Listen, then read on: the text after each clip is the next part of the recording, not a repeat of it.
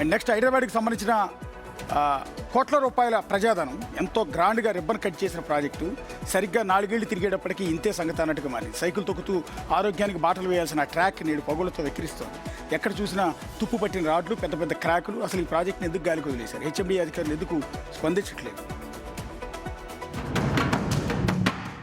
ఏదైనా కట్టిన కొత్తలో బాగానే ఉంటుంది, రాను రాను డ్యామేజ్ అవుతుంది, అది కామన్. కానీ అలా కాకుండా చూడాల్సిన సంబంధిత డిపార్ట్మెంట్ అధికారులు రిలాక్స్ మోడ్ లో ఉన్నారు.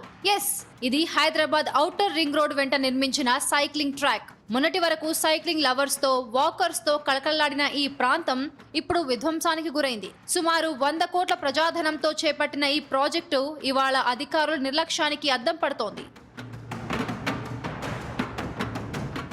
కేవలం ట్రాక్ కు మాత్రమే పగులు రాలేదు. అక్కడ సపోర్టింగ్ కోసం వేసిన ఐరన్ రాడ్లు పూర్తిగా తుప్పుపట్టిపోయాయి. కొద్దిపాటి వర్షం పడితే చాలు ట్రాక్ పై నీరు నిలిచిపోయి బురదమయంగా మారుతోంది. సమయానికి క్లీనింగ్ చేయకపోవడం వల్ల స్కేటింగ్, సైక్లింగ్, వాకింగ్, రన్నింగ్ చేయడానికి వచ్చిన వాళ్ళు ఇబ్బందులు పడుతున్నారు. అసలు కనీసం నడవడానికి వీలు లేని దారుణమైన పొజిషన్ లో ఈ ట్రాక్ ఉంది.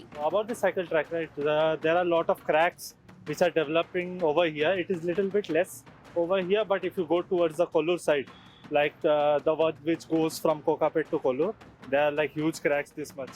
పబ్లిక్ మనీతో గొప్పగా నిర్మించడం కాదు, దానిని ఎప్పటికప్పుడు మానిటర్ చేయాలి. అలా చేయడంలో హెచ్ఎండిఏ అధికారులు గప్చుప్ గా ఉండిపోయారు. మరి ఎందుకు ఇంత నిర్లక్ష్యం వహిస్తున్నారు ఏంటి అనేది దీనికి ఖచ్చితంగా హెచ్ఎండిఏ సమాధానం చెప్పాలి. కెమెరా పర్సన్ పరశురామ్తో reporter Charmi, big TV Hyderabad.